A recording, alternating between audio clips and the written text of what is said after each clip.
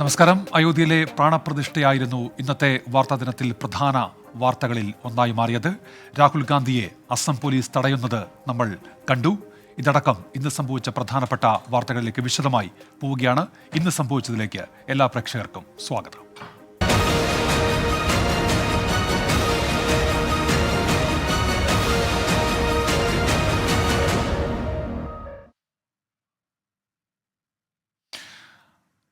അയോധ്യയിൽ പ്രാണപ്രതിഷ്ഠാ ചടങ്ങുകളെല്ലാം പൂർത്തിയായി കഴിഞ്ഞിരിക്കുന്നു. പ്രധാനമന്ത്രിയുടെ നേതൃത്വത്തിൽ അവിടെ നടന്ന ചടങ്ങുകളൊക്കെ നമ്മൾ കണ്ടതാണ്. ഇപ്പോൾ തത്സമയം വിവരങ്ങളുമായി അയോധ്യയിൽ നിന്ന് എസ് വിജയകുമാറും ഒപ്പം ആർ രാധാകൃഷ്ണനും ചേരുന്നുണ്ട്.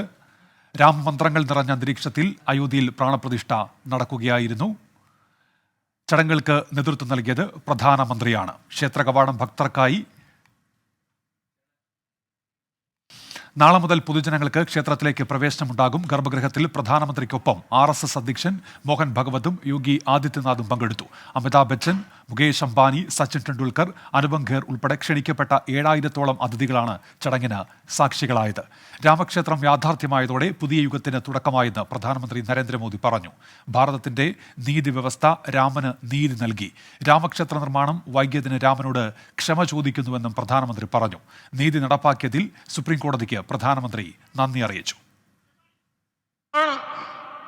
अलौकिक है, ये पल पवित्रतम है. ये माहौल, ये वातावरण, ये ऊर्जा, ये घड़ी प्रभु श्री राम का हम सब पर आशीर्वाद है. 22 जनवरी 2024 का ये सूरज एक अद्भुत आभा लेकर आया है. 22 जनवरी 2024 ये कैलेंडर पर लिखी एक तारीख नहीं, ये एक नए काल चक्र का उद्गम है. എസ് വിജയകുമാറും ഒപ്പം ആർ രാധാകൃഷ്ണനും ഇപ്പോൾ വിവരങ്ങളുമായി അയോധ്യയിൽ നിന്ന് തത്സമയം ചേരുന്നുണ്ട്. വിജയകുമാർ, ചടങ്ങുകളൊക്കെ പൂർത്തിയായി കഴിഞ്ഞല്ലോ, എന്തൊക്കെയാണ് നൽകാനുള്ള വിവരങ്ങൾ?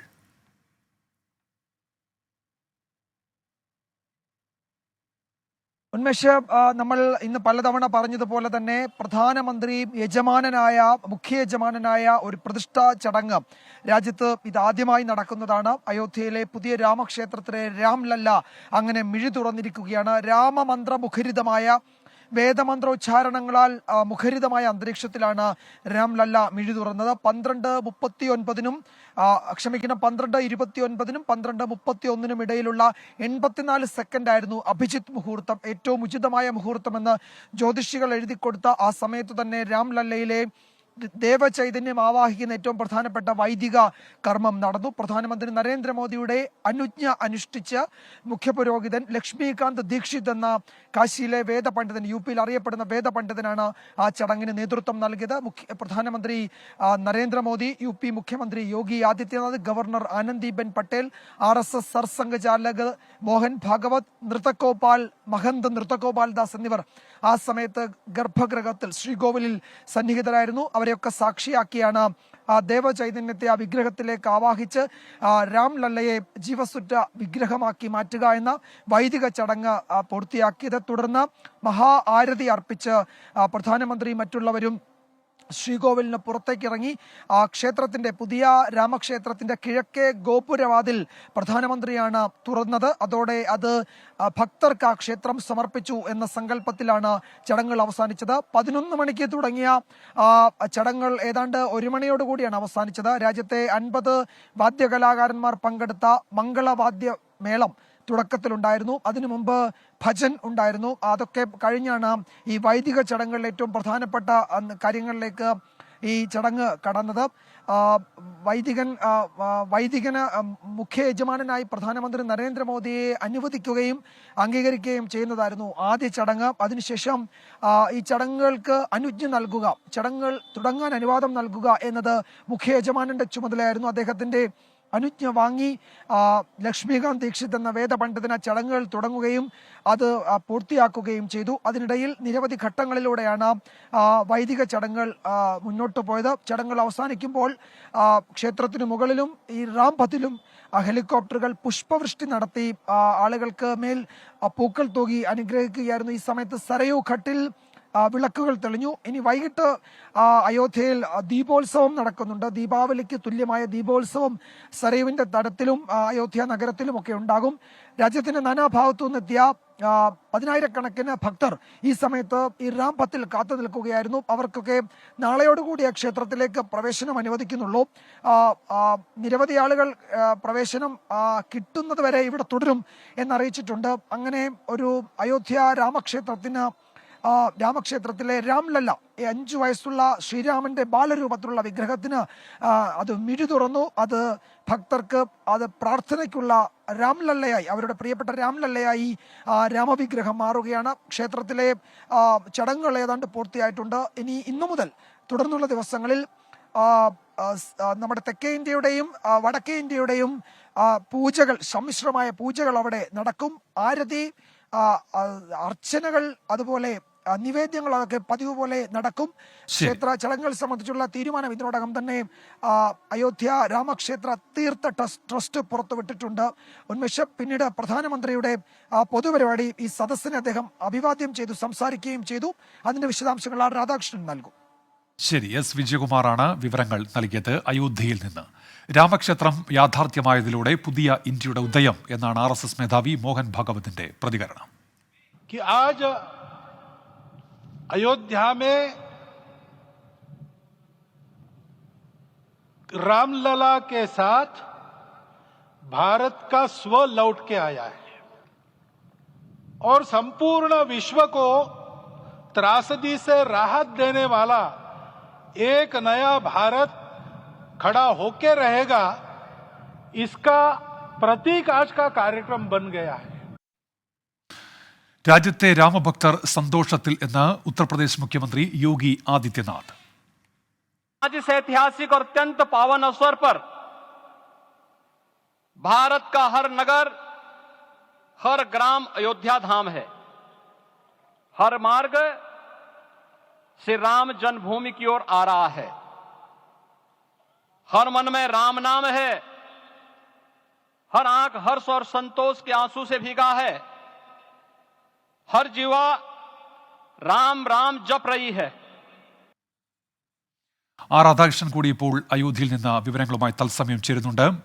RK, ഇനി നാളെ മുതലാണ് പൊതുജനങ്ങൾക്ക് ദർശനം അനുവദിക്കുക. എന്തൊക്കെയാണ് അത് സംബന്ധിച്ച വിവരങ്ങൾ? അവിടുത്തെ ആരാധനാക്രമം എങ്ങനെയാണ് RK?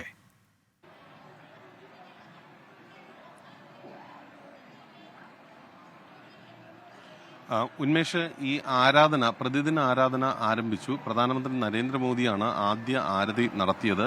3 ആരതികളായിരിക്കും ഒരു ദിവസം ശ്രീരാമക്ഷേത്രത്തിൽ ഉണ്ടാവുക. അതിൽ ആദ്യത്തേത് 6:30 മണിക്കും ഉച്ചയ്ക്കുള്ളത് 12:30 മണിക്കും വൈകിട്ടുള്ളത് 7:30 മണിക്കുമാണ് ഇപ്പോൾ തീരുമാനിച്ചിരിക്കുന്നത്. ഇത് ഇനിയുള്ള ദിവസങ്ങളിൽ തുടരുകയും ചെയ്യും. ഇന്ന് 12:30ക്കുള്ള ആരതി പ്രധാനമന്ത്രി നരേന്ദ്രമോദിയാണ് നടത്തിയത്. വൈകിട്ട് അടക്കമുള്ള സമയങ്ങളിൽ ഇനി ആരതി തുടരുകയും ചെയ്യും.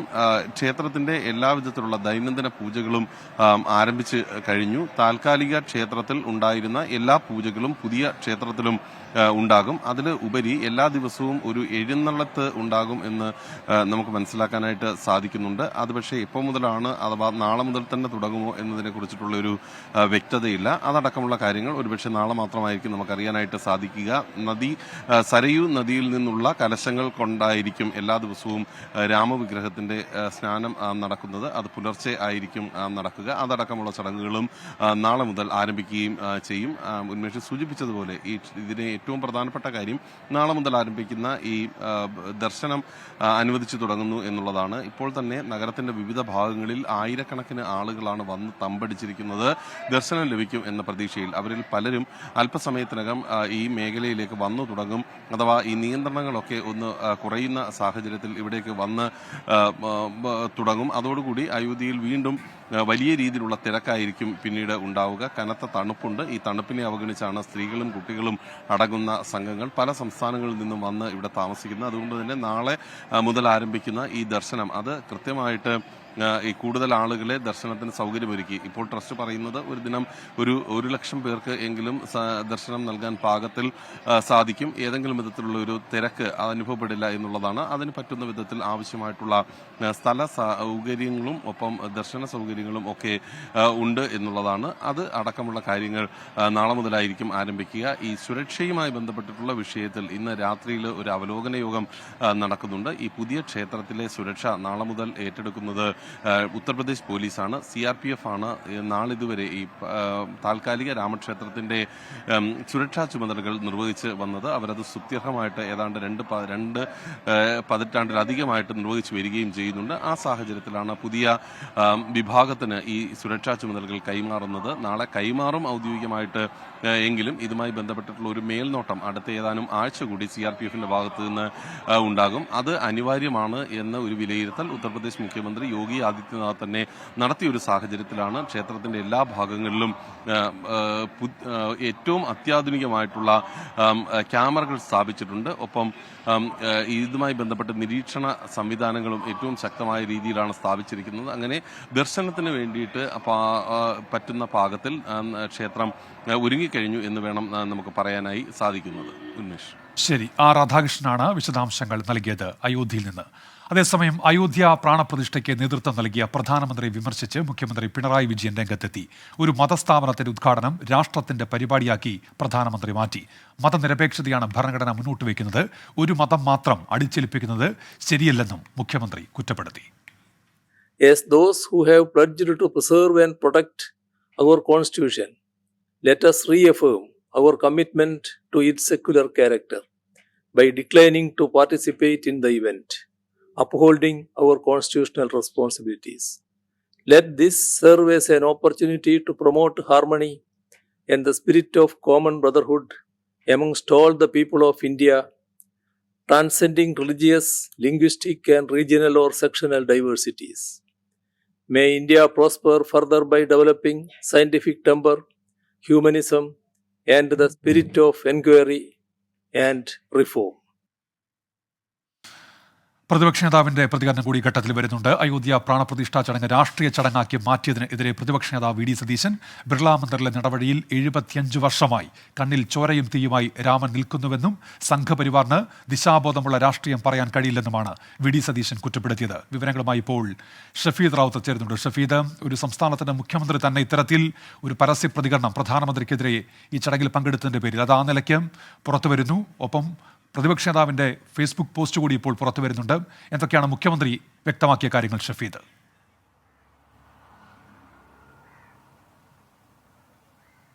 ഉന്മേഷ, പ്രധാനമന്ത്രിയും കേന്ദ്ര സർക്കാരിനെയും അയോധ്യ പ്രാണപ്രതിഷ്ഠയുമായി ബന്ധപ്പെട്ട് കാര്യമായി വിമർശിക്കുകയാണ് സംസ്ഥാനത്തിന്റെ മുഖ്യമന്ത്രി പിണറായി വിജയൻ. മാത്രവുമല്ല, അയോധ്യയിൽ പ്രധാനമന്ത്രി സംസാരിച്ചുകൊണ്ടിരിക്കുന്ന ഘട്ടത്തിൽ തന്നെയാണ് മുഖ്യമന്ത്രിയുടെ ഓഫീസിൽ നിന്ന് ഈ വീഡിയോ സന്ദേശം പുറത്തു വരുന്നതും. അതിൽ പറയുന്ന ഏറ്റവും പ്രധാനപ്പെട്ട കാര്യം ഇന്ത്യൻ ജനാധിപത്യത്തിന്റെ ആത്മാവ് മതേതരത്വമാണ്. മാത്രവുമല്ല, ഒരു മതം മാത്രം അടിച്ചേൽപ്പിക്കുന്നത് ശരിയായ രീതിയല്ല. ഒരു മതം വലുതെന്നും മറ്റൊന്ന് ചെറുതെന്നും പറയാൻ കഴിയില്ല. ഇന്ത്യൻ മതേതരത്വം മതത്തെയും ഭരണകൂടത്തെയും വേർതിരിക്കുന്നുവെന്ന് ജവഹർലാൽ നെഹ്റു തന്നെ പറഞ്ഞിട്ടുണ്ട്. എന്നാൽ ഇപ്പോൾ മതത്തെയും ഭരണകൂടങ്ങളെയും വേർതിരിക്കുന്ന രേഖ കുറഞ്ഞു വരുന്നു എന്ന് പറഞ്ഞു തുടങ്ങിയ മുഖ്യമന്ത്രി അതിനുശേഷം രാജ്യത്തിന്റെ ചടങ്ങാക്കി അയോധ്യ പ്രാണപ്രതിഷ്ഠയെ മാറ്റിയതിൽ വിമർശനവും ഉന്നയിച്ചു. ഒരു മതപരമായ ആരാധനാലയത്തിന്റെ ഉദ്ഘാടനം രാജ്യത്തിന്റെ പരിപാടിയായി ആഘോഷിക്കുന്നു. ചടങ്ങിൽ പങ്കെടുക്കാൻ ബന്ധപ്പെട്ടവരിൽ നിന്ന് ക്ഷണം ലഭിച്ചു. എന്നാൽ ഭരണഘടന സംരക്ഷിക്കാൻ പ്രതിജ്ഞയെടുത്തവർ എന്ന നിലയിൽ ഭരണഘടനാപരമായ ഉത്തരവാദിത്തങ്ങൾ ഉയർത്തിപ്പിടിക്കണം. അയോധ്യയിലേക്കുള്ള ക്ഷണം സ്വീകരിക്കാതെ മതനിരപേക്ഷ പ്രതിബദ്ധത ഉയർത്തിപ്പിടിക്കുന്നുവെന്നും മുഖ്യമന്ത്രി ആ വീഡിയോ സന്ദേശത്തിൽ പറയുന്നുണ്ട്. നേരത്തെ തന്നെ ഇടതുപക്ഷത്തിന്റെ നിലപാട് കാര്യത്തിൽ അങ്ങനെയായിരുന്നു. മാത്രമല്ല, വലിയ തരത്തിലുള്ള വിമർശനം മുൻപ് തന്നെ അതുമായി ബന്ധപ്പെട്ട് ഉയർത്തുകയും ചെയ്തു. എന്നാൽ ഒരു രാജ്യത്തിന്റെ ചടങ്ങാക്കി അയോധ്യ പ്രാണപ്രതിഷ്ഠയെ മാറ്റിയതിൽ സംസ്ഥാനത്തിന്റെ മുഖ്യമന്ത്രി തന്നെ വിമർശനവുമായി രംഗത്തെത്തിയിട്ടുണ്ട്. CPI സംസ്ഥാന സെക്രട്ടറി ബിനോയ് വിശ്വവും കാര്യമായ വിമർശനം ഇതുമായി ബന്ധപ്പെട്ട് അദ്ദേഹം സോഷ്യൽ മീഡിയയിൽ കൂടി ഉയർത്തി. അദ്ദേഹം പറഞ്ഞ കാര്യം, ക്ഷേത്രം വൈകിയതിന് രാമനോട് ക്ഷമാപണം ചെയ്ത പ്രധാനമന്ത്രി നീതി വൈകിപ്പിച്ചതിന് മണിപ്പൂരിലെ സ്ത്രീകളോട് മാപ്പ് പറയുമോ എന്നുള്ള ചോദ്യം അദ്ദേഹം ഉയർത്തുന്നുണ്ട്. രാമൻ സഹിഷ്ണുതയും സമഭാവനയുമാണെന്ന് പറഞ്ഞ മോദി രാമന്റെ പേരിൽ ബാബറി മസ്ജിദ് പൊളിച്ചതിന് വിശ്വാസികളോട് മാപ്പ് പറയുമോ എന്നുള്ള ചോദ്യമാണ് CPI സംസ്ഥാന സെക്രട്ടറി ബിനോയ് വിശ്വം ഉയർത്തിയത്. പ്രതിപക്ഷ നേതാവും VD സതീശനും സമാനമായ രീതിയിൽ വിമർശനവുമായി രംഗത്തെത്തി. മാത്രവുമല്ല, വിശ്വാസത്തെ രാഷ്ട്രീയമായി ചേർത്ത് വെക്കുകയും അതിലൂടെ തെരഞ്ഞെടുപ്പ് രാഷ്ട്രീയം ലക്ഷ്യമിടുകയും ചെയ്യുന്നത് ഭരണഘടനയുടെയും ജനാധിപത്യത്തിന്റെ അന്തസ്സത്തെ ചോദ്യം ചെയ്തതാണെന്നായിരുന്നു പ്രതിപക്ഷ നേതാവ് VD സതീശന്റെ പ്രതികരണം. അദ്ദേഹം സമൂഹ മാധ്യമങ്ങളിലൂടെയാണ് പ്രതികരണം നടത്തിയത്. ഉന്മേഷ്, ശരി, ആ നിലയ്ക്ക് വിമർശനങ്ങൾ കൂടി ഉയർന്നു വരുന്നു കേരളത്തിന്റെ പശ്ചാത്തലത്തിൽ. ബംഗാളിൽ മുഖ്യമന്ത്രി മമതാ ബാനർജിയുടെ നേതൃത്വത്തിൽ സർവ്വമത റാലി ആരംഭിച്ചു. കാളിമന്ദിറിൽ നിന്ന് ആരംഭിച്ച യാത്ര പാർക്ക് സർക്കസ് മൈതാനത്ത് സമാപിക്കും. ആർ അച്യുതൻ വിശദാംശങ്ങളുമായി ഇപ്പോൾ ചേരുന്നുണ്ട്. ഡൽഹിയിൽ നിന്ന് അച്യുതൻ, ഈ പ്രാണപ്രതിഷ്ഠ നടക്കുന്ന അതേ ദിവസമാണ് ബംഗാളിലെ സർവ്വമത റാലി എന്നതിന്റെ രാഷ്ട്രീയ പ്രാധാന്യത്തെയാണ് സൂചിപ്പിക്കുന്നത്. എന്തൊക്കെയാണ് വിവരങ്ങൾ അച്യുതൻ? ഉന്മേഷ്, വരുന്ന ലോക്സഭാ തെരഞ്ഞെടുപ്പിൽ BJP ഈ പ്രാണപ്രതിഷ്ഠാ ചടങ്ങ്, പ്രത്യേകിച്ച് രാമക്ഷേത്രം പ്രചാരണായുധമാക്കുന്ന ആ ഒരു ഘട്ടത്തിൽ അതിനെതിരെ ഉള്ള ഒരു നീക്കത്തിന്റെ ഭാഗമായി തന്നെ പ്രതിപക്ഷ പാർട്ടികൾ പല പരിപാടികളും ഇതിനോടകം സംഘടിപ്പിച്ചിട്ടുണ്ട്. ഈ ദിനത്തോടനുബന്ധിച്ച് നേരത്തെ തന്നെ മുഖ്യമന്ത്രി മമതാ ബാനർജി ഈ ഐക്യ സന്ദേശ റാലി എന്ന പേരിൽ സർവ്വമത റാലി സംസ്ഥാനത്ത് നടത്തും എന്നൊരു പ്രഖ്യാപനം നടത്തിയിരുന്നു. ഇതിന്റെ ഭാഗമായാണ് ഇന്ന് 3 മണിയോടുകൂടി കാളി മന്ദിറിൽ നിന്നും ഈ റാലി ആരംഭിച്ചിരിക്കുന്നത്. മുഖ്യമന്ത്രി മമതാ ബാനർജി, അഭിഷേക് ബാനർജി എന്നിവരുടെ നേതൃത്വത്തിലാണ് ഈ യാത്ര പുരോഗമിക്കുന്നത്. ഈ യാത്രാ മധ്യയുള്ള എല്ലാ ഗുരുദ്വാരകളും, മസ്ജിദുകളും, പള്ളികളിലും ഈ യാത്രയുടെ ഭാഗമായി മമത എത്തി സന്ദർശനം നടത്തും. നിലവിലെ യാത്രയിൽ നിന്നാണ് ആരംഭിച്ചിരിക്കുന്നത്. ഇത് പാർക്ക് സർക്കസ് മൈതാനത്തായിരിക്കും ഈ റാലി സമാപിക്കുക. 4000-ലധികം വരുന്ന പോലീസുകാരെയാണ് ഈ റാലിയുടെ ഭാഗമായി ഇപ്പോൾ സംസ്ഥാനത്തുമാകെ വിന്യസിച്ചിട്ടുള്ളത്. കാരണം ഈ അയോധ്യ പ്രാണപ്രതിഷ്ഠ ചടങ്ങുമായി ബന്ധപ്പെട്ടുള്ള പരിപാടികളും പലയിടങ്ങളിലും നടക്കുന്നുണ്ട്. അതോടെ തന്നെ അനിഷ്ട സംഭവങ്ങളൊന്നും ഉണ്ടാകാതിരിക്കാനുള്ള എല്ലാ മുൻകരുതലുകളും പോലീസിന്റെ ഭാഗത്ത് സ്വീകരിച്ചു. ഈ പ്രത്യേക പരിപാടികൾ നടക്കുന്ന മേഖലയിലെ പോലീസ് സ്റ്റേഷനോട് അതീവ ജാഗ്രത പുലർത്താനുള്ള നിർദ്ദേശങ്ങളും ഉണ്ടായിട്ടുണ്ട്. എന്തായാലും മമതാ ബാനർജിയുടെ നേതൃത്വത്തിൽ നടക്കുന്ന സർവ്വമത റാലി അത് 3 മണിയോടുകൂടി ആരംഭിച്ച ഇപ്പോൾ യാത്ര തുടരുകയാണ്. ഉന്മേഷ്, ആർ അച്യുതനാണ് വിവരങ്ങൾ നൽകിയത്. ബംഗാളിൽ സർവ്വമത റാലി മുഖ്യമന്ത്രി മമതാ ബാനർജിയുടെ നേതൃത്വത്തിൽ പുരോഗമിക്കുകയാണ്. SRTCയുടെ ഇലക്ട്രിക് ബസ് വരുമാനവുമായി ബന്ധപ്പെട്ട വാർഷിക കണക്ക് മാധ്യമങ്ങൾക്ക് ലഭിച്ചതിൽ ഗതാഗത മന്ത്രിക്ക് അതൃപ്തി. കണക്ക് ചോർന്നതിൽ മന്ത്രി KB ഗണേഷ് കുമാർ CMDയോട് വിശദീകരണം തേടി. ഈ ബസ് നഷ്ടമെന്ന് ഗതാഗത മന്ത്രി പറഞ്ഞപ്പോൾ ലാഭകരം എന്നായിരുന്നു KSRTCയുടെ കണക്കുകൾ വ്യക്തമാക്കിയത്. ഷഫീദ് റാവത്തറുണ്ട് വിശദാംശങ്ങളുമായി ഇപ്പോൾ തിരുവനന്തപുരത്ത് നിന്ന്. ഷഫീദ്, എന്തൊക്കെയാണ് വിവരങ്ങൾ?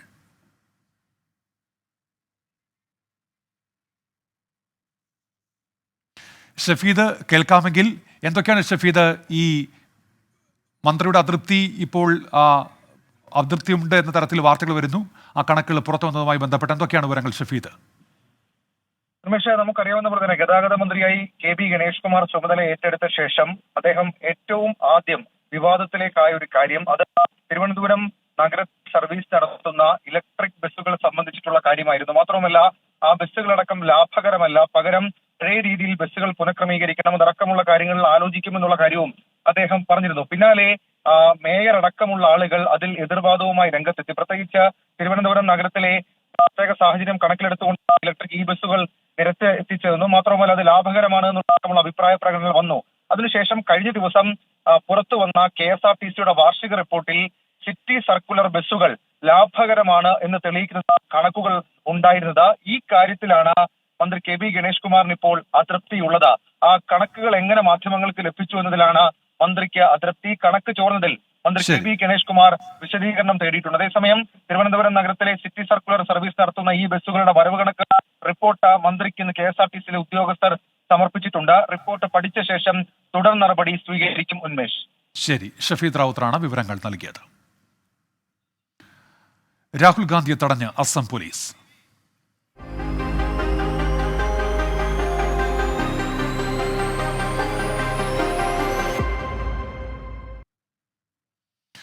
അസമിൽ ഭാരത് ജോഡോ ന്യായ് യാത്രയ്ക്കിടെ ക്ഷേത്ര ദർശനത്തിന് എത്തിയ രാഹുൽ ഗാന്ധി അസം പോലീസ് തടഞ്ഞു. അയോധ്യയിലെ ചടങ്ങുകൾ പൂർത്തിയായ ശേഷമേ പ്രവേശനം അനുവദിക്കൂ എന്ന് പോലീസ് അറിയിച്ചതോടെ രാഹുൽ അടക്കമുള്ള നേതാക്കൾ റോഡിൽ കുത്തിയിരുന്ന് പ്രതിഷേധിച്ചു.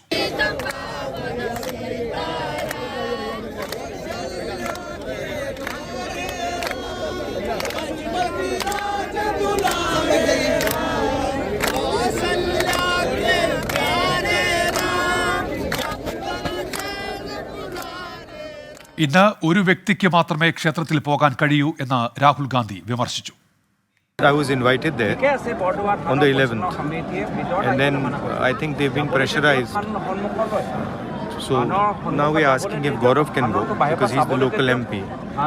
So they're finding out. They've obviously been ordered from on top. They don't want me to go. സംസ്ഥാന സർക്കാരിന്റെ സമ്മർദ്ദത്തെ തുടർന്നാണ് പോലീസ് നടപടിയെന്ന് കോൺഗ്രസ് നേതാവ് ജയറാം രമേശ് ആരോപിച്ചു. असम के मुख्यमंत्री पर दबाव है और हम सब जानते हैं असम के मुख्यमंत्री पर किसका दबाव होता है. ये एक ही कारण है, एक ही मकसद है. राहुल जी को इस जन्म स्थान को जाने से रोका जा रहा है. इससे बड़ा अन्याय नहीं है. രാഹുൽ ഗാന്ധിയെ തടഞ്ഞത് പ്രധാനമന്ത്രി നരേന്ദ്രമോദിയും മുഖ്യമന്ത്രി ഹിമന്ത ബിശ്വ ശർമ്മയുടെയും നിർദ്ദേശപ്രകാരമാണെന്ന് കോൺഗ്രസിന്റെ ആരോപണം. 17 കിലോമീറ്റർ ഇപ്പോൾ അമ്പലത്തിനപ്പുറത്ത് രാഹുൽ ഗാന്ധിക്ക് ആ മന്ദിരത്തിൽ പോകാനുള്ള അനുമതി നിഷേധിച്ചിരിക്കുന്നു. കാരണമൊന്നും പറയുന്നില്ല. എന്താണ് ഇന്ത്യയിൽ സംഭവിക്കുന്നത്? ആര് അമ്പലത്തിൽ പോകണം, ഏത് സമയത്ത് പോകണം എന്നൊക്കെ തീരുമാനിക്കുന്നത് നമ്മുടെ പ്രധാനമന്ത്രി നരേന്ദ്രമോദിയാണ്. മോഡി തീരുമാനിക്കുന്ന ആൾ മാത്രം അമ്പലത്തിൽ പോയാൽ മതി, അവർ മാത്രം പൂജ നടത്തിയാൽ മതി, അവർ മാത്രം ദൈവനെ തൊഴുതാൽ മതി. ഇത് ദൈവത്തിന്റെ മുട്ടം കുത്താവകാശം ഇവർ ഏറ്റെടുത്തിരിക്കുകയാണ്. ഇത് അങ്ങേയറ്റം പ്രതിഷേധകരമായ കാര്യം. അസാമിൽ നടന്നത് ഏറ്റവും പ്രതിഷേധകരമായ. ബൽറാം നെടുങ്ങാടിയുടെ ഇപ്പോൾ വിവരങ്ങൾ. ബൽറാം, ആ യാത്ര തടഞ്ഞതുമായി ബന്ധപ്പെട്ട അസം പോലീസ് നൽകുന്ന വിശദീകരണം എന്താണ്? ഒപ്പം രാഹുലിന്റെ യാത്ര ഇപ്പോൾ ഏത് മേഖലയിലാണ് പര്യടനം നടത്തുന്നത്? ബൽറാം.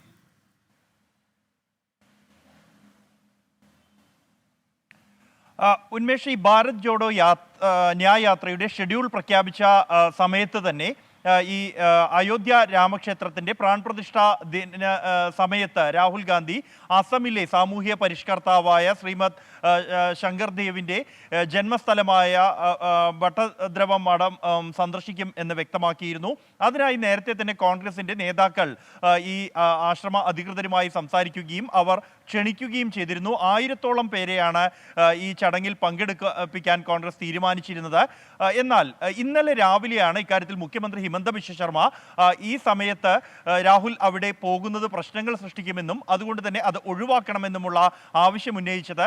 ഇന്നലെ വൈകിട്ടോടുകൂടി തന്നെ ആശ്രമം അധികൃതർ സന്ദർശനം 3 മണിക്ക് ശേഷമേ അനുവദിക്കൂ എന്ന് അറിയിച്ചു.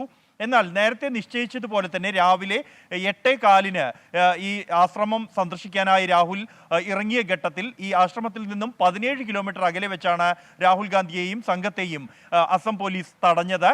തുടർന്ന് ഈ മുന്നോട്ട് പോകാനാകില്ല എന്ന് പോലീസ് അറിയിക്കുകയായിരുന്നു. നേരത്തെ ക്ഷണം ലഭിച്ചു എന്ന് രാഹുൽ ഗാന്ധി ഉൾപ്പെടെയുള്ളവർ അറിയിച്ചെങ്കിലും ഇന്ന് 3 മണിക്ക് ശേഷമേ പ്രവേശനം അനുവദിക്കൂ എന്ന് ഈ ആശ്രമത്തിലെ അധികൃതർ അറിയിച്ചിട്ടുണ്ടെന്നും ആ സമയത്തിന് ശേഷം മാത്രമേ രാഹുലിനെയും ഒപ്പമുള്ളവരെയും കടത്തിവിടാൻ കഴിയൂ എന്ന നിലപാടെടുത്തു. എന്നാൽ പ്രദേശത്തെ MP-യെയും MLA-യും അടക്കമുള്ളവർ ഈ നൗഗാവിലെ MP-യായ ഗൗരവ് ഗൊഗോയ് അടക്കമുള്ളവരെ തടഞ്ഞത് ചൂണ്ടിക്കാണിച്ചപ്പോൾ MP-യെ മാത്രം ആശ്രമത്തിലേക്ക് കടത്തിവിടാമെന്ന് പോലീസ് അറിയിക്കുകയായിരുന്നു. തുടർന്ന് രാഹുൽ ഉൾപ്പെടെയുള്ളവർ ഈ സ്ഥലത്ത് പ്രതിഷേധിച്ചു. ഏറെ നേരം രഘുപതി രാജാറാം എന്ന മന്ത്രങ്ങളുമായി അവർ അവിടെ തന്നെ തുടർന്നു. ആ സമയത്ത് ഗൗരവ് ഗൊഗോയ് ആശ്രമം സന്ദർശിച്ച് മടങ്ങിയെത്തി പ്രസാദം വിതരണം ചെയ്ത ശേഷം ഇന്നത്തെ മറ്റ് ഷെഡ്യൂളുകൾ മുടക്കേണ്ടതില്ല എന്നും അതുകൊണ്ട് തന്നെ ഈ ആശ്രമ സന്ദർശനം ഒഴിവാക്കി മറ്റ് പരിപാടികളിലേക്ക് നീങ്ങാമെന്നും തീരുമാനിച്ച് രാഹുലും സംഘവും നീങ്ങുകയായിരുന്നു. ഇപ്പോൾ നാഗാലാൻഡിലേക്ക്, അസം വിട്ട് നാഗാലാൻഡിലേക്ക്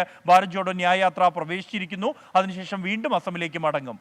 ഉന്മേഷ്. ശരി, ബൽറാം നെടുങ്ങാടിയാണ് വിശദാംശങ്ങൾ നൽകിയത്. ഇപ്പോൾ ഡൽഹിയിൽ നിന്ന് 2 വാർത്തകൾ കൂടി ഈ ഘട്ടത്തിൽ വരുന്നുണ്ട്. മലപ്പുറം ജവഹർ നവോദയ സ്കൂളിൽ വിദ്യാർത്ഥിനി ആത്മഹത്യ ചെയ്തു. ശനിയാഴ്ചയാണ് അലീന സ്കൂളിൽ വെച്ച് ആത്മഹത്യയ്ക്ക് ശ്രമിച്ചത്. ഇന്ന് മരണം സംഭവിച്ചു എന്നാണ് അരുൺ പാറയ്ക്കൽ റിപ്പോർട്ട് ചെയ്യുന്നത്. മറ്റൊരു വാർത്ത ഇപ്പോൾ തിരുവനന്തപുരത്ത് നിന്ന് വരുന്നുണ്ട്. തിരുവനന്തപുരം അഞ്ചുതെങ്ങിൽ കോട്ട റോഡിൽ തീപിടുത്തം. ഗ്യാസ് സിലിണ്ടർ വലിയ ശബ്ദത്തോടെ പൊട്ടിത്തെറിച്ചു. തീ ഇപ്പോൾ നിയന്ത്രണ വിധേയമായി എന്നാണ് സലിം മാലിക് തിരുവനന്തപുരത്ത് നിന്ന് റിപ്പോർട്ട് ചെയ്യുന്നത്. 24 റിപ്പോർട്ടർ വിനീത വിജിയെ അറസ്റ്റ് ചെയ്യരുത് എന്ന് ഹൈക്കോടതി. കേസിൽ പ്രോസിക്യൂഷൻ സമയം നീട്ടി ചോദിച്ചു. കേസ് പരിഗണിക്കുന്നത് ഹൈക്കോടതി അടുത്ത മാസം 15-ലേക്ക് മാറ്റി. അറസ്റ്റ് തടഞ്ഞുകൊണ്ടുള്ള ഇടക്കാല ഉത്തരവ് തുടരും. നവകേരള സദസ്സിന് എതിരായ പ്രതിപക്ഷ യുവജന പ്രതിഷേധം റിപ്പോർട്ട് ചെയ്തതിനാണ് വിനീത വിജിക്കെതിരെ കേസെടുത്തത്. അശ്വിൻ പാലാഴിയുണ്ട് കൊച്ചിയിൽ നിന്ന് വിശദാംശങ്ങളുമായി. അശ്വിൻ, എന്തൊക്കെയാണ് വിവരങ്ങൾ? ഉന്മേഷ്, ജസ്റ്റിസ് ബെച്ചു ശിവരാമന്റെ ബെഞ്ചിലാണ് ഇന്ന് വീണ്ടും ഈ കേസ് പരിഗണനയ്ക്ക് എത്തിയത്. എന്തായാലും ഇന്ന് പരിഗണിച്ചപ്പോൾ പോലും പ്രോസിക്യൂഷന് കൃത്യമായ തെളിവുകൾ ഇതിൽ ഹാജരാക്കാൻ കഴിഞ്ഞില്ല എന്നുള്ളതാണ് ഏറ്റവും പ്രധാനപ്പെട്ട കാര്യം. കഴിഞ്ഞ തവണ കേസ് പരിഗണിച്ചപ്പോൾ ഇന്നത്തേക്ക് പ്രോസിക്യൂഷൻ ആവശ്യപ്പെട്ടത് പ്രകാരം കേസും നീട്ടിവെക്കുകയായിരുന്നു. വീണ്ടും കൂടുതൽ തെളിവുകൾ ഹാജരാക്കാൻ സമയം ആവശ്യപ്പെട്ടാണ് ഇന്നത്തേക്ക് മാറ്റിവെച്ചത്. ഇന്നും സമാനമായ വാദമാണ് പ്രോസിക്യൂഷന്റെ ഭാഗത്തു നിന്നുണ്ടായത്. ഇന്നും പ്രോസിക്യൂഷൻ തെളിവ് ഹാജരാക്കാൻ കഴിഞ്ഞില്ല. വളരെ ദുർബലമായ വാദം ഇന്ന് വീണ്ടും നടന്നു. ഇനിയും സമയം, അതായത് കൂടുതൽ സമയം ആവശ്യപ്പെടുകയാണ് പ്രോസിക്യൂഷൻ ചെയ്തത്. അതിന്റെ അടിസ്ഥാനത്തിലാണ് ഫെബ്രുവരി 15 കേസ് വീണ്ടും പരിഗണിക്കാനായി മാറ്റിയത്. എന്തായാലും പ്രത്യേകിച്ചൊന്നും കാര്യമായ ഒന്നും ഈ കേസുമായി ബന്ധപ്പെട്ട് തെളിവായി ഹാജരാക്കാൻ പ്രോസിക്യൂഷൻ ഇല്ല എന്നുള്ളത് തന്നെയാണ് രണ്ടാം തവണയും സമയം കൂടുതൽ ആവശ്യപ്പെടുന്നതിലൂടെ പ്രോസിക്യൂഷൻ കൂടുതൽ വ്യക്തമാക്കുന്നത്. എന്തായാലും 15-ാം തീയതി കേസ് വീണ്ടും പരിഗണിക്കും. ഉന്മേഷ്. ശരി, അശ്വിൻ പാലാഴിയാണ് വിവരങ്ങൾ നൽകിയത്. അറസ്റ്റ് തടഞ്ഞുകൊണ്ടുള്ള ഇടക്കാല ഉത്തരവ് തുടരും. കിഫ്ബി മസാല ബോണ്ട് കേസിൽ മുൻ ധനമന്ത്രി ഡോക്ടർ ടി.എം. തോമസ് ഐസക് ഇന്നും ഇഡിക്ക് മുന്നിൽ ഹാജരായില്ല. രാവിലെ 11 മണിക്ക് കൊച്ചിയിലെ ഇഡി ഓഫീസിൽ എത്തണം എന്നായിരുന്നു നിർദ്ദേശം. ഇഡിയുടെ പുതിയ സമൻസിനെ കോടതിയിൽ നേരിടുമെന്ന് ഡോക്ടർ ടി.എം. തോമസ് ഐസക് പറഞ്ഞു. ഇഡിക്ക് മുൻപാകെ ഹാജരാകില്ല. കേസിൽ ഇഡി അന്വേഷണം നടത്തി തെളിവുകൾ ഉണ്ടെങ്കിൽ കണ്ടെത്തട്ടെയെന്നും ഡോക്ടർ ടി.എം. തോമസ് ഐസക് പറഞ്ഞു. ഇഡിയുടെ പുതിയ സമൻസിനെയും കോടതിയിൽ ചോദ്യം ചെയ്യാനാണ് നിലപാട്. നിയമലംഘനം നടത്തിയാൽ അത് സംബന്ധിച്ച് ഇഡിക്ക് ഇത് ചോദ്യം ചെയ്യാം. അപ്പോൾ അന്വേഷിക്കട്ടെ, നിയമലംഘനം കണ്ടുപിടിക്കട്ടെ, അപ്പോൾ നിശ്ചയമായിട്ടും അന്വേഷിക്കണം. അല്ലാതെയുള്ള ഒരു ചുറ്റിത്തിരിഞ്ഞുള്ള കളിക്ക് കൂട്ടുന്ന കാര്യമില്ല. അപ്പോൾ അദ്ദേഹം ഇഡി ഇതുമായിട്ട് മുന്നോട്ട് പോവുകയാണെങ്കിൽ ഇതിനെയും കോടതി ചോദിക്കും. വിവരങ്ങളുമായ ശ്രീകാന്ത് ഉണ്ട് ഇപ്പോൾ കൊച്ചിയിൽ നിന്ന്. ശ്രീകാന്ത്, വിവരങ്ങൾ എന്തൊക്കെയാണ്? തുടർച്ചയായ ചോദ്യം ചെയ്യൽ നോട്ടീസുകൾക്ക് നിലവിൽ ടി.എം. തോമസ് ഐസക് മുഖവില കൽപ്പിച്ചു നൽകുന്നില്ല എന്നുള്ളതാണ് മനസ്സിലാകുന്നത്. അദ്ദേഹം ഇന്നും ഈ കേസുമായി ബന്ധപ്പെട്ട ഇഡിയുടെ നോട്ടീസിന് അദ്ദേഹം ഹാജരാവുകയുണ്ടായില്ല. അദ്ദേഹം നൽകുന്ന മറുപടി അഭിഭാഷകൻ മുഖേന ഇഡിക്ക് താൻ ഈ വിഷയത്തിൽ മറുപടി നൽകും, തുടർന്ന് കോടതിയിൽ ഈ വിഷയം നേരിടാൻ തന്നെയാണ് തീരുമാനം എന്നും ഡോക്ടർ ടി.എം. തോമസ് ഐസക് വ്യക്തമാക്കുകയും ചെയ്യുന്നുണ്ട്. മാത്രമല്ല, ഈ ഫെമ കേസുമായി ബന്ധപ്പെട്ട ഒരു പ്രധാനപ്പെട്ട കാര്യമെന്ന് പറയുന്നത് ഏതെങ്കിലും തരത്തിൽ ഈ നോട്ടീസ് അവഗണിക്കുകയാണെങ്കിൽ അറസ്റ്റ് നടപടികളിലേക്ക് പോകാൻ ഇഡിക്കാകില്ല എന്നുള്ളതാണ് നിയമവൃത്തങ്ങൾ വ്യക്തമാക്കുന്നത്. പകരം ഭീമമായ തുക പിഴയായി ഈടാക്കാൻ സാധിക്കും. ആ ഒരു നടപടിയിലേക്ക് ഇഡിയിലെ കടക്കുമോ എന്നുള്ളതാണ് കാത്തിരുന്ന് കാണേണ്ടത്. തൽക്കാലം ഇന്നും ഇഡിക്ക് മുൻപാകെ ഡോക്ടർ ടി.എം. തോമസ് ഐസക് ഹാജരായില്ല. എസ് ശ്രീകാന്താണ് വിവരങ്ങൾ നൽകിയത്. അന്വേഷിച്ച് തെളിവുണ്ടെങ്കിൽ ഇഡി കണ്ടെത്തട്ടെ എന്നാണ് അദ്ദേഹത്തിന്റെ പ്രതികരണം. ഇപ്പോൾ എറണാകുളം കോതമംഗലം കുട്ടമ്പുഴയിൽ നിന്ന് ഒരു വാർത്ത വരുന്നുണ്ട്. അവിടെ കുഞ്ചിപ്പാറ ആദിവാസി കോളനിയിലെ ബിജു വാസുവിനെ കാട്ടാനെ ആക്രമിച്ചു എന്നുള്ള വാർത്ത വരുന്നു. വീട്ടിലേക്ക് മടങ്ങുമ്പോഴാണ് ആക്രമണമുണ്ടായത്. പരിക്കേറ്റ ബിജു വാസുവിനെ കളമശ്ശേരി മെഡിക്കൽ കോളേജിലേക്ക് മാറ്റിയിട്ടുണ്ട് എന്നൊരു വാർത്ത ഇപ്പോൾ എറണാകുളത്ത് നിന്ന് വരുന്നുണ്ട്. ആലപ്പുഴയിലെ ബി.ജെ.പി. നേതാവ് രഞ്ജിത്ത് ശ്രീനിവാസൻ വധക്കേസിൽ ശിക്ഷാവിധി പിന്നീട് പ്രതികളുടെ മാനസികാരോഗ്യ റിപ്പോർട്ട് ഹാജരാക്കാൻ മാവേലിക്കര അഡീഷണൽ സെഷൻസ് കോടതി നിർദ്ദേശിച്ചു. കേസ് വ്യാഴാഴ്ച വീണ്ടും പരിഗണിക്കും. പ്രതികൾക്ക് പറയാനുള്ളത് നേരിട്ട് കേട്ട ശേഷമാകും ശിക്ഷാവിധി. കോടതിയിൽ ശക്തമായ വാദപ്രതിവാദങ്ങളാണ് ഇന്നുണ്ടായത്. വധശിക്ഷ നൽകണമെന്ന് പ്രോസിക്യൂഷൻ ആവശ്യപ്പെട്ടു. അപൂർവങ്ങളിൽ അപൂർവമായ കേസായി പരിഗണിക്കരുത് എന്നായിരുന്നു പ്രതിഭാഗത്തിന്റെ വാദം. മനീഷ് മഹിബാൽ വിവരങ്ങളുമായി ഇപ്പോൾ ചേരുന്നുണ്ട്. മനീഷ്, ഇന്ന് ശിക്ഷാവിധി എന്നതായിരുന്നു നേരത്തെ അറിയിച്ചിരുന്നത്. അതിൽ മാറ്റം വരുന്നു. എന്തൊക്കെയാണ് ഇന്ന് കോടതിയിൽ സംഭവിച്ചത് മനീഷ്?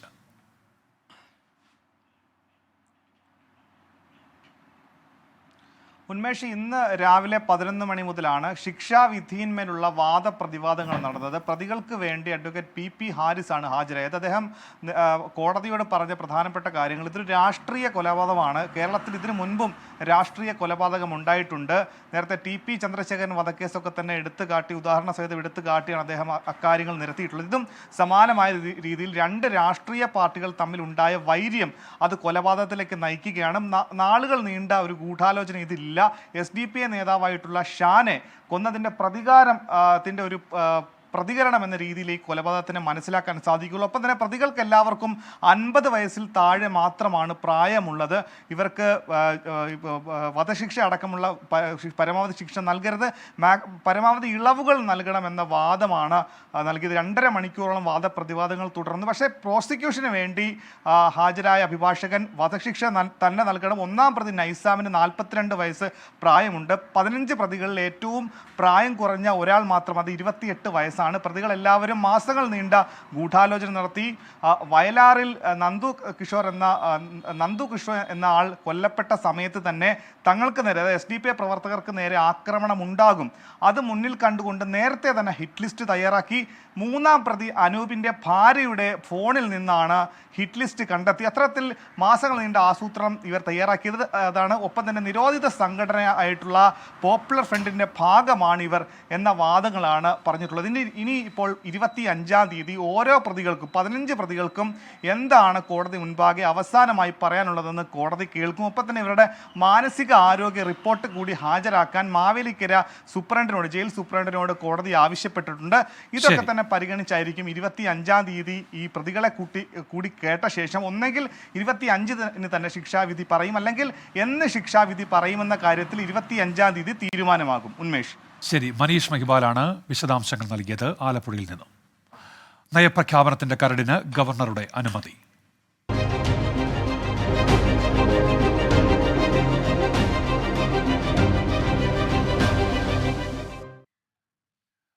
സർക്കാർ കൈമാറിയ നയപ്രഖ്യാപനത്തിന്റെ കരടിന് ഗവർണർ അനുമതി നൽകി. ഫയൽ രാജ്ഭവൻ ഇന്ന് സർക്കാരിന് കൈമാറും.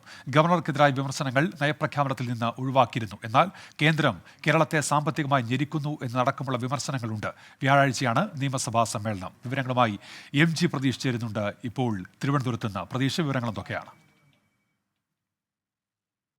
ഉന്മേഷ, കഴിഞ്ഞയാഴ്ച ചേർന്ന മന്ത്രിസഭാ യോഗമാണ് നയപ്രഖ്യാപന പ്രസംഗത്തിനുള്ള കരടിന് അംഗീകാരം നൽകിയത്. ഇതിന് പിന്നാലെ കഴിഞ്ഞ ദിവസമാണിത് അന്തിമ അനുമതിക്കായി ഗവർണർക്ക് കൈമാറിയത്. അപ്പോഴും സർക്കാരിനെ സംബന്ധിച്ച് വലിയൊരു ആശങ്കയുണ്ടായിരുന്നു. കാരണം കേന്ദ്ര സർക്കാരിനെ കുറ്റപ്പെടുത്തിയുള്ള പരാമർശങ്ങളുണ്ട്. അത് ഏതെങ്കിലും തരത്തിൽ സർക്കാരിനെ ബുദ്ധിമുട്ടിക്കുന്ന അല്ലെങ്കിൽ ഒരു പ്രതിസന്ധി ഉണ്ടാക്കുന്ന ഒരു സമീപനം ഗവർണറുടെ ഭാഗത്ത് നിന്ന് ഉണ്ടാകുമോ എന്നൊരു ആശങ്ക നിലനിൽക്കുകയാണ് വളരെ വേഗത്തിൽ തന്നെ ഈ നയപ്രഖ്യാപന പ്രസംഗത്തിനുള്ള കരടിന് ഗവർണർ അനുമതി നൽകിയിരിക്കുന്നത്. തന്റെ ഭരണഘടനാപരമായ ബാധ്യത നിറവേറ്റുമെന്ന് നേരത്തെ തന്നെ ഗവർണറും വ്യക്തമാക്കിയിരുന്നു. അതുകൊണ്ട് തന്നെയാണ് വലിയ തരത്തിൽ ഒരു പ്രതിസന്ധി ഇല്ലാതെ തന്നെ ഇതിന് ഗവർണർ അറിയിപ്പ് അല്ലെങ്കിൽ സമ്മതം അറിയിക്കുക കൂടി ചെയ്തത്. മാത്രമല്ല നിയമസഭാ സ്പീക്കർ AN ഷംസീർ അടക്കം കഴിഞ്ഞ ദിവസങ്ങളിൽ ഗവർണറെ നേരിട്ട് പോയി കാണുകയും ക്ഷണിക്കുകയും ചെയ്തിട്ടുണ്ട്. എന്തായാലും ഈ നയപ്രഖ്യാപന പ്രസംഗത്തിൽ ഗവർണറെ കുറ്റപ്പെടുത്തിയുള്ള പരാമർശങ്ങൾ ഇല്ല എന്ന് തന്നെയാണ് നമുക്ക് ഈ ഘട്ടത്തിൽ മനസ്സിലാക്കാൻ കഴിയുന്ന കാര്യം. അതേസമയം കേന്ദ്ര സർക്കാരിനെതിരെ ഗുരുതരമായ പരാമർശങ്ങൾ നയപ്രഖ്യാപന പ്രസംഗത്തിൽ ഉൾപ്പെടുത്തിയിട്ടുണ്ട്. സാമ്പത്തിക പ്രതിസന്ധിയിൽ നട്ടം തിരിയുന്ന ഈ സംസ്ഥാനത്തെ വലിയ തരത്തിൽ കേന്ദ്രം മുൾമുനയിൽ നിർത്തുന്നു, സാമ്പത്തികമായി കേന്ദ്രം ഞെരുക്കുന്നു, GST വിഹിതം അടക്കം വെട്ടിക്കുറച്ചുകൊണ്ടുള്ള നടപടി സംസ്ഥാനത്തെ പ്രതിരോധത്തിലാക്കി എന്നതടക്കമുള്ള പരാമർശങ്ങളാണ് പ്രധാനമായും ഈ നയപ്രഖ്യാപന പ്രസംഗത്തിൽ ഉണ്ടാവുക. എന്തായാലും സർക്കാരിനെ സംബന്ധിച്ചൊരു ആശ്വാസമാണ്. ഈ 25-ാം തീയതിയാണ് നയപ്രഖ്യാപന പ്രസംഗം ഉണ്ടാവുക. അതിനുശേഷം 5-ാം തീയതി ബഡ്ജറ്റ് സമ്മേളനം, ബഡ്ജറ്റ് ധനമന്ത്രി KN ബാലഗോപാൽ അവതരിപ്പിക്കും. അതിനുശേഷം ആ മാസം 31 വരെ ഈ നയപ്രഖ്യാപന പ്രസംഗത്തിനുള്ള ചർച്ചയും എന്തായാലും നിയമസഭയിൽ നടക്കും. എന്തായാലും ഇപ്പോൾ സർക്കാരിനെ സംബന്ധിച്ച് വലിയൊരു ആശങ്ക ഒഴിഞ്ഞിരിക്കുന്നു എന്നതാണ് ഏറ്റവും പ്രധാനപ്പെട്ട കാര്യം. ഉന്മേഷ്. പ്രതീക്ഷ, ഇപ്പോൾ ഈ കേന്ദ്ര സർക്കാരിനെതിരായ പരാമർശങ്ങളടക്കം ഇതിൽ ഇടം പിടിക്കുന്നുണ്ട്. ഗവർണർക്കത് വായിക്കുമോ എന്നുള്ളതും പ്രധാനപ്പെട്ട കാര്യമല്ലേ? പല വിഷയങ്ങളിൽ ഇപ്പോഴും തർക്കം നിലനിൽക്കുക കൂടി ചെയ്യുന്നുണ്ടല്ലോ പ്രതീക്ഷ. തീർച്ചയായും ഉന്മേഷ്, കാരണം അത്തരമൊരു കൗതുകം ഇപ്പോഴും നിലനിൽക്കുന്നുണ്ട്. കാരണം കഴിഞ്ഞ വർഷത്തെ ഒരു സാഹചര്യം അല്ലെങ്കിൽ അത്തരത്തിലൊരു അനുഭവം സർക്കാരിന് മുന്നിലുണ്ട്. നേരത്തെ കേന്ദ്ര സർക്കാരിനെതിരായിട്ടുള്ള പരാമർശങ്ങൾ വായിക്കില്ല എന്ന ഒരു നിലപാട് മുൻ വർഷങ്ങളിൽ ഗവർണർ സ്വീകരിക്കുകയും അത് സർക്കാരിനെ സംബന്ധിച്ച് വലിയ പ്രതിരോധം ഉണ്ടാക്കുകയും ചെയ്തൊരു സാഹചര്യം ഉണ്ടായിരുന്നു. പിന്നീട് മുഖ്യമന്ത്രി നേരിട്ട് ഇടപെട്ട് ഗവർണറെ അനുനയിപ്പിച്ചാണ് അത്തരത്തിൽ ആ ഒരു പിടിവാശി ഗവർണർ ഒഴിവാക്കിയത്. എന്തായാലും ആ ഒരു നിലയിലേക്ക് ഗവർണർ പോകുമോ എന്നതാണ് ഏറ്റവും പ്രധാനപ്പെട്ട കാര്യം. കാര്യം. എന്തായാലും ഈ നിലവിൽ സംസ്ഥാനത്ത് വലിയ സാമ്പത്തിക പ്രതിസന്ധി നിലനിൽക്കുന്നുണ്ട്. അതുകൊണ്ട് തന്നെ കേന്ദ്ര സർക്കാരിനെ കുറ്റപ്പെടുത്തിയിട്ടുള്ള പരാമർശങ്ങൾ ഇതിൽ ഉണ്ടാകും എന്നത് ഉറപ്പാണ്. അതിൽ ഗവർണർ എന്ത് നിലപാട് സ്വീകരിക്കും, അല്ലെങ്കിൽ അവസാന നിമിഷം ഏതെങ്കിലും തരത്തിലൊരു പ്രതിരോധം അല്ലെങ്കിൽ അത്തരത്തിലൊരു നിലപാട് ഗവർണറുടെ ഭാഗത്ത് നിന്ന് ഉണ്ടാകുമോ എന്നതും വളരെ ആകാംക്ഷ ഉണ്ടാക്കുന്നുണ്ട്. എന്തായാലും ഭരണഘടനാപരമായ ബാധ്യത താൻ നിറവേറ്റുമെന്ന് നേരത്തെ തന്നെ ഗവർണർ അറിയിച്ചൊരു പശ്ചാത്തലത്തിൽ വലിയ ഒരു ആശങ്കയ്ക്ക് അടിസ്ഥാനമില്ല എന്ന വിലയിരുത്തൽ തന്നെയാണ് സർക്കാരും CPM-ഉം ഉള്ളത്. അങ്ങനെയെങ്കിൽ വലിയ തരത്തിലൊരു പ്രതിസന്ധിയിലേക്കോ അത്തരത്തിലൊരു ആശങ്കയിലേക്കോ പോകേണ്ട സാഹചര്യമില്ലെന്ന് പാർട്ടിയും ഒപ്പം സർക്കാരും ഈ ഘട്ടത്തിൽ വിലയിരുത്തുന്നുണ്ട്. ഉന്മേഷ. ശരി, MG പ്രതീഷാണ് തിരുവനന്തപുരത്ത് നിന്ന് വിവരങ്ങൾ നൽകിയത്. നേരത്തെ സൂചിപ്പിച്ച ഒരു വാർത്തയുടെ വിശദാംശങ്ങളിലേക്കാണ് ഇനി. മലപ്പുറം ജവഹർ നവോദയ സ്കൂളിൽ ആത്മഹത്യയ്ക്ക് ശ്രമിച്ച വിദ്യാർത്ഥി ചികിത്സയിലിരിക്കെ മരിച്ചു. +2 വിദ്യാർത്ഥിനി അലീന ത്യാഗരാജനാണ് മരിച്ചത്. അരുൺ പാറയ്ക്കൽ ഇപ്പോൾ വിവരങ്ങളുമായി ചേരുന്നുണ്ട്. അരുൺ, ഇത് ശനിയാഴ്ചയാണല്ലോ ഈ കുട്ടി ആത്മഹത്യയ്ക്ക് ശ്രമിച്ചത്. ഇതിന്റെ കാരണം എന്താണ്? എന്തൊക്കെയാണ് ലഭ്യമാകുന്ന വിവരങ്ങൾ അരുൺ?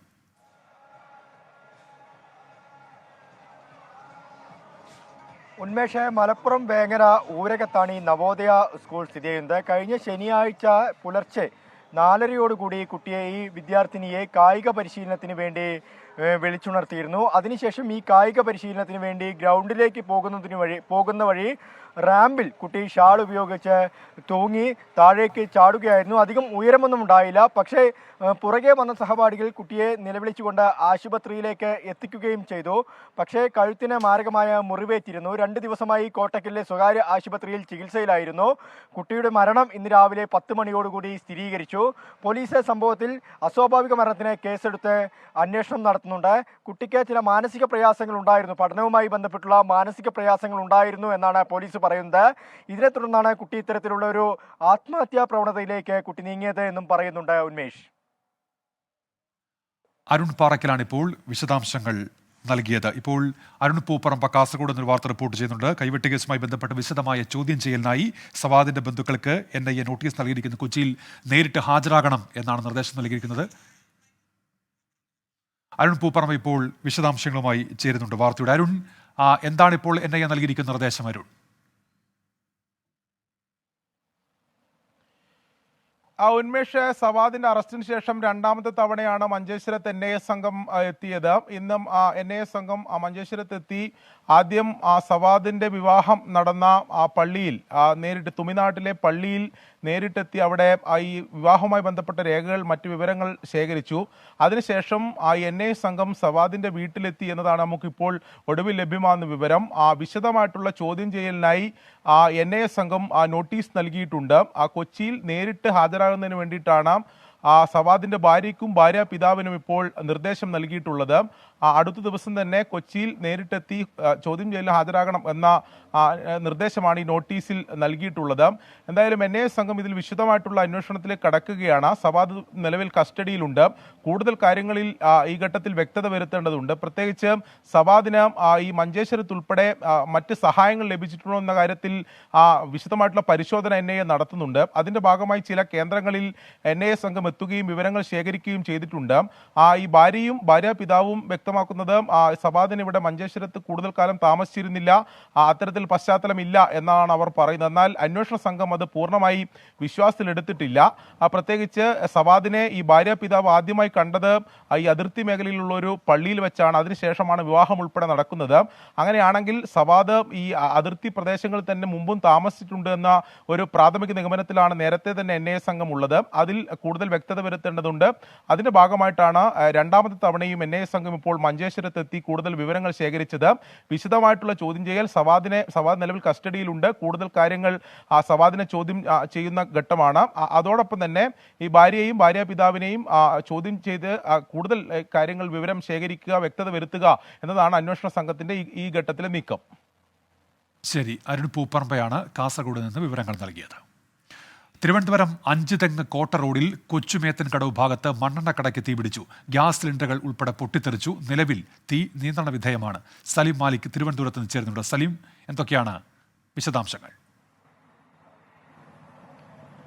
ഉന്മേഷ്, അല്പസമയം മുൻപാണ് അഞ്ചുതെങ്ങ് കോട്ട റോഡിലെ കൊച്ചുമേത്തൻ കടവിൽ തീപിടുത്തമുണ്ടായത്. അവിടെ പ്രവർത്തിച്ചിരുന്ന ഒരു മണ്ണെണ്ണക്കടയ്ക്കാണ് തീപിടിച്ചത്. ഈ മണ്ണെണ്ണക്കടയ്ക്ക് തീപിടിച്ചപ്പോൾ തന്നെ അവിടെ കടയിൽ സൂക്ഷിച്ചിരുന്ന സിലിണ്ടറുകൾ ഉൾപ്പെടെ വലിയ ശബ്ദത്തോടുകൂടി പൊട്ടിത്തെറിക്കുന്ന ഒരു സാഹചര്യം ഉണ്ടായി. അത് വലിയ ആശങ്ക ഈ നാട്ടുകാർക്കിടയിൽ പരത്തുന്ന ഒരു സാഹചര്യം ഉണ്ടായി. കാരണം ഒരു ഭീകരാന്തരീക്ഷത്തിലേക്ക് പോകുന്ന നിലയിൽ വലിയ തോതിൽ തീ പടരുകയൊക്കെ ചെയ്തു. ഉടൻ തന്നെ കടക്കാവൂർ KCBയിൽ നിന്ന് ഇടപെട്ട് ആ പ്രദേശത്തെ വൈദ്യുതി ബന്ധം വിച്ഛേദിച്ചതോടുകൂടിയാണ് ഒരു വലിയ അപകടത്തിൽ നിന്ന് കാര്യങ്ങൾ രക്ഷപ്പെട്ടത്. അതിനുശേഷം ആറ്റിങ്ങൽ ഒപ്പം തന്നെ വർക്കല മേഖലകളിലെ ഫയർഫോഴ്സ് സംഘം സ്ഥലത്തേക്ക് എത്തി തീ നിയന്ത്രണ വിധേയമാക്കിയിട്ടുണ്ട്. 1 മണിക്കൂറിലധികം നീണ്ട പരിശ്രമത്തിനൊടുവിലാണ് ഈ പ്രദേശത്ത് തീ നിയന്ത്രണ വിധേയമാക്കിയത്. എന്താണ് സംഭവിച്ചത്, എങ്ങനെയാണ് തീപിടുത്തം ഉണ്ടായത് എന്നതുൾപ്പെടെയുള്ള കാര്യങ്ങളിൽ വിശദമായ പരിശോധന നടത്തുകയാണ്. ഉന്മേഷ്. സലീം മാലിക്കാണ് തിരുവനന്തപുരത്ത് നിന്ന് വിവരങ്ങൾ നൽകിയത്. കോതമംഗലം കുട്ടമ്പുഴയിൽ യുവാവിനെ കാട്ടാനെ ആക്രമിച്ചു. കുഞ്ചിപ്പാറ ആദിവാസി കോളനിയിലെ ബിജു വാസുവിന് പരിക്കേറ്റു. ബിജുവിനെ കളമശ്ശേരിയിലെ സർക്കാർ മെഡിക്കൽ കോളേജിലേക്ക് മാറ്റിയിട്ടുണ്ട്. വാരത്തുനിന്ന് ഇറങ്ങി വന്നപ്പോൾ ഈ ആനൊടിഞ്ഞ പാറ എന്ന് പറയുന്ന സ്ഥലത്തിലാണ് സംഭവം. ഇന്നലെ സന്ധിക്കാണ് സംഭവം. ഞങ്ങൾ ആരും അറിഞ്ഞില്ല, രാവിലെയാണ് അറിഞ്ഞത്.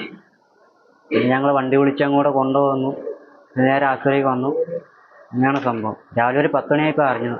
പിന്നെ ചങ്കിൽ വേണ്ട മൂക്കിൻ്റെ അവിടെയൊക്കെ കീറിയിട്ടുണ്ട്. പിന്നെ ശരീരമൊക്കെ ചതഞ്ഞിട്ടുണ്ട്. അജീഷ് ജയകുമാറുണ്ട് കൊച്ചിയിൽ നിന്ന്. അജീഷ്, വിവരങ്ങൾ എന്തൊക്കെയാണ്? ഉമേഷ്, കോതമംഗലം കുട്ടമ്പുഴ പഞ്ചായത്തിലെ കുഞ്ചിപ്പാറ ആദിവാസി കോളനിക്ക് സമീപത്ത് വെച്ചാണ് കാട്ടാനയുടെ ആക്രമണം ഉണ്ടായത്. കുഞ്ചിപ്പാറ ആദിവാസി കോളനിയിലെ ബിജു വാസു എന്ന 45-കാരനെയാണ് ആനയുടെ ആക്രമണത്തിൽ പരിക്കേറ്റ നിലയിൽ കണ്ടെത്തിയത്. ഒരു ബന്ധുവിന്റെ വിവാഹ ചടങ്ങിൽ പങ്കെടുക്കാൻ 3 ദിവസം മുമ്പാണ് കുഞ്ചിപ്പാറയിൽ നിന്ന് വാര്യം എന്ന സ്ഥലത്തേക്ക് ബിജു പോയത്. അതിനുശേഷം ഇന്നലെ വൈകിട്ടോടെ തിരിച്ച് വീട്ടിലേക്ക് മടങ്ങുന്നതിനിടയിലാണ് കാട്ടാനയുടെ ആക്രമണം ഉണ്ടായത്. തുമ്പിക്കൈക്ക് അടിക്കുകയായിരുന്നു എന്നാണ് മകൻ ലക്ഷ്മണൻ പറഞ്ഞത്. ആക്രമണത്തിൽ പരിക്കേറ്റ് കിടന്ന ഈ ബിജുവിനെ ഇന്ന് രാവിലെ 10 മണിയോടെയാണ് നാട്ടുകാർ കാണുന്നത്. മുഖത്തും അതേപോലെ ശരീരത്തിന്റെ പല ഭാഗത്തും ചതവുകളും കണ്ടിട്ടുണ്ട്. ഉടൻ തന്നെ ബിജുവിനെ കോതമംഗലത്തെ താലൂക്ക് ആശുപത്രിയിൽ പ്രവേശിപ്പിക്കുകയും തുടർന്ന് വിദഗ്ധ ചികിത്സയ്ക്കായി കളമശ്ശേരി മെഡിക്കൽ കോളേജിലേക്ക് മാറ്റുകയുമായിരുന്നു. അജീഷ് ജയകുമാറാണ് കൊച്ചിയിൽ നിന്ന് വിവരങ്ങൾ നൽകിയത്. വീണ്ടും വിമർശനവുമായി മുൻ മന്ത്രി ജി സുധാകരൻ. പൊളിറ്റിക്കൽ ക്രിമിനൽസ് രാഷ്ട്രീയത്തെ വഴിതെറ്റിക്കുന്നു. രാഷ്ട്രീയക്കാരുടെയും അധികാര സ്ഥാനങ്ങളിൽ ഇരിക്കുന്നവരുടെയും ലക്ഷ്യം സ്ഥാനമാനങ്ങളും പ്രോട്ടോക്കോളുമാകരുത്. സ്വഭാവശുദ്ധിയാണ് വേണ്ടതെന്നും ജി സുധാകരൻ പറഞ്ഞു. ഉണ്ടാവേണ്ട മുഴുവൻ സ്വഭാവശുദ്ധി, അതൊന്നും വലിയ വിലയില്ലാത്ത കാലമാണ്. ശുദ്ധി എന്ന സ്വഭാവം സ്ഥാനമാനങ്ങളാണ്, പ്രോട്ടോക്കോളാണില്ല. ഒരു അനുശോചനം നടത്തിയാൽ പ്രോട്ടോക്കോളാണ്. പ്രോട്ടോക്കോൾ എന്ന് പറയുന്ന ഔദ്യോഗിക മീറ്റിങ്ങിനേ ഉള്ളൂ, അല്ലാതൊന്നും പ്രോട്ടോക്കോളുമില്ല. മനീഷ് മഹിവാലുണ്ട് ഇപ്പോൾ ആലപ്പുഴയിൽ നിന്ന് വിശദാംശങ്ങളുമായി. മനീഷ്, തുടർച്ചയായ അദ്ദേഹം വിമർശനം ഉന്നയിക്കുന്നുണ്ട് പല വിഷയങ്ങളുമായി ബന്ധപ്പെട്ട്. ഇപ്പോൾ ആരെയാണ് അല്ലെങ്കിൽ ആർക്കെതിരെയാണ് ഈ പരോക്ഷ വിമർശനം എന്ന് പറയേണ്ടി വരും മനീഷ്? ഉന്മേഷ്, തുടർച്ചയായി വിമർശനങ്ങൾ ഉന്നയിക്കുന്നുണ്ട്. ഇത്തവണ വിമർശനം മാത്രമല്ല, അതിലൊരു ഒളിയമ്പ് കൂടി ഉണ്ട്.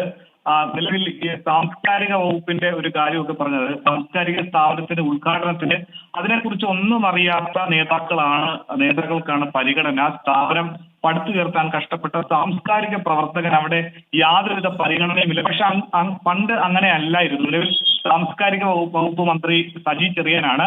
ഇതിനു മുൻപും മന്ത്രി സജി ചെറിയാനെതിരെ മുൻ മന്ത്രി ജി സുധാകരൻ രംഗത്തെത്തിയിരുന്നു. 24ന്റെ എക്സിക്യൂട്ടീവ് എഡിറ്റർ KR ഗോപികൃഷ്ണൻ നടത്തിയ അഭിമുഖത്തിൽ പോലും സജി ചെറിയാനെ പറ്റിയുള്ള പരാമർശങ്ങൾ അല്ലെങ്കിൽ അദ്ദേഹത്തെ പറ്റിയുള്ള കാര്യങ്ങൾ അദ്ദേഹത്തെ ചൊടിപ്പിച്ചിരുന്നു. പല കാര്യങ്ങളും സജി ചെറിയാനെതിരെ പറഞ്ഞത്. രാഷ്ട്രീയത്തിൽ CPIM-ൽ 2 പേര് 2 ധ്രുവങ്ങളിൽ നിൽക്കുന്ന ആളുകളാണ്. ഒപ്പം തന്നെ അദ്ദേഹം നേരത്തെ പറഞ്ഞിട്ടുള്ളതാണ്, രാഷ്ട്രീയത്തിന്റെ വഴി നിശ്ചയിക്കുന്നത് ചില പൊളിറ്റിക്കൽ ക്രിമിനലുകളാണ്. അത് നേരത്തെ CPIM-ൽ തന്നെ ഇത്തരം കാര്യങ്ങളുണ്ടെന്ന് അദ്ദേഹം പറഞ്ഞു. പക്ഷെ ഇപ്രാവശ്യം അത് ഏതെങ്കിലും ഒരു പാർട്ടിയെ പറ്റി അദ്ദേഹം പറഞ്ഞില്ല. ഒപ്പം തന്നെ രാഷ്ട്രീയത്തിലുള്ളവർക്കും അധികാര സ്ഥാനങ്ങളിൽ ഇരിക്കുന്നവർക്കും വേണ്ടത് സ്വഭാവ ശുദ്ധിയാണെന്നുള്ള കാര്യം നിരന്തരമായി അദ്ദേഹം ആവർത്തിക്കുന്നുണ്ട്.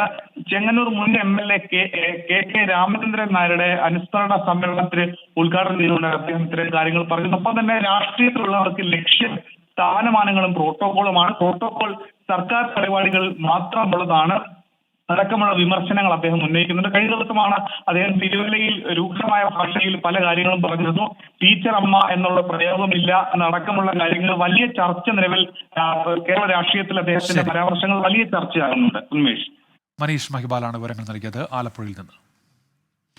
മുസ്ലിം ലീഗ് സമസ്തയെ തകർക്കുന്നുവെന്ന മന്ത്രി വി അബ്ദുറഹ്മാന്റെ പരാമർശത്തിന് എതിരെ സമസ്ത സംസ്ഥാന അധ്യക്ഷൻ ജിഫ്രി മുത്തുക്കോയ തങ്ങൾ സമസ്തയെ ആർക്കും തകർക്കാൻ കഴിയില്ലെന്നും ലീഗിന് അങ്ങനെയൊരു ചിന്തയില്ലെന്നും ജിഫ്രി മുത്തുക്കോയ തങ്ങൾ പ്രതികരിച്ചു. മുഈൻ അലി തങ്ങൾക്ക് മാത്രമല്ല ആർക്കെതിരെയും ഭീഷണി ഉയർത്താൻ പാടില്ലെന്നും സമസ്ത സംസ്ഥാന അധ്യക്ഷൻ പറഞ്ഞു. കൈവെട്ടൊന്നും പറഞ്ഞതാവില്ല, അത് ചില ആവേശം ഉണ്ടാവുമ്പോൾ എന്തെങ്കിലുമൊക്കെ പ്രസംഗത്തിന് പൊടിച്ചു കൂട്ടാൻ വേണ്ടി പറഞ്ഞതായിരിക്കും. അത് ശ്രദ്ധിച്ച് പ്രയോഗിക്കേണ്ടതാണ്. അങ്ങനെയല്ലേ നമ്മൾ പറയേണ്ടത്. മൊയ്ൻ അലി തങ്ങൾക്ക് എന്നല്ല, ആർക്കും ഭീഷണി വരാൻ പാടില്ലല്ലോ. വന്നാൽ ചിലപ്പോൾ ഇതിൽ പ്രതികരിക്കേണ്ടി വരും. തങ്ങൾ അങ്ങനെ ആരെയും ഭീഷണിപ്പെടുത്തിയിട്ടുണ്ടെങ്കിൽ. അരുൺ പാറക്കൽ ഇപ്പോൾ വിശദാംശങ്ങളുമായി ചേരുന്നുണ്ട്. അരുൺ, എന്തൊക്കെയാണ് വിവരങ്ങൾ?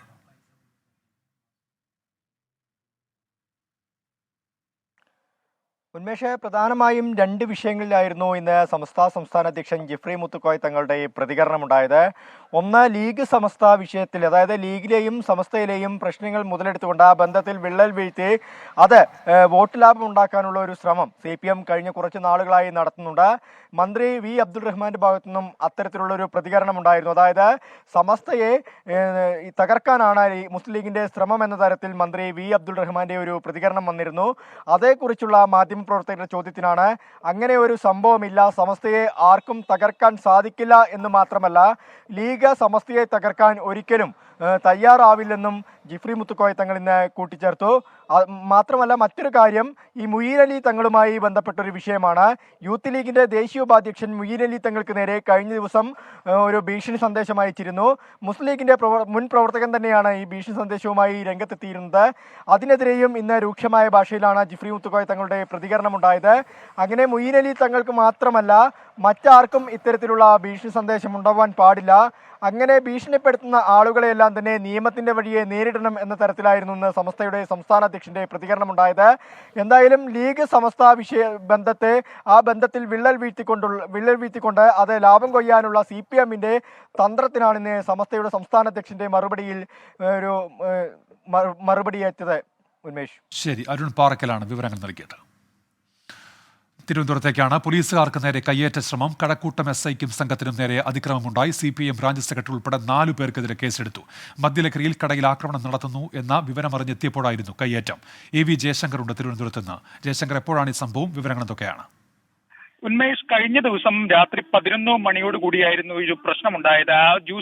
ഒരു ജ്യൂസ് കടയിൽ ഈ പ്രവർത്തകർ, ഈ പ്രതികൾ ജ്യൂസ് കുടിക്കാനായി എത്തി. തുടർന്ന് വാക്ക് തർക്കമുണ്ടായി. ഇതുവഴി കഴക്കൂട്ടം SI കടന്നുപോയി. അദ്ദേഹം ഈ പ്രശ്നത്തിൽ ഇടപെട്ടു. ഈ ഒരു ഘട്ടത്തിലാണ് പ്രവർത്തകർ SIക്ക് നേരെ തിരിഞ്ഞത്. SIയുടെ മർദ്ദിക്കാൻ ഇവർ ശ്രമിച്ചു. SIയെ പിടിച്ചു തള്ളുകയായിരുന്നു. അതിനുശേഷം ഇവർ തങ്ങൾ CPM പ്രവർത്തകരാണെന്ന് പോലീസിനോട് ആക്രോശിച്ചു. തുടർന്ന് കഴക്കൂട്ടം സ്റ്റേഷനിൽ നിന്ന് കൂടുതൽ പോലീസ് സംഘം എത്തിയപ്പോൾ പ്രതികൾ ഓടി രക്ഷപ്പെടുകയായിരുന്നു. ഈ പോലീസിനെതിരെ അക്രമവുമായി ബന്ധപ്പെട്ട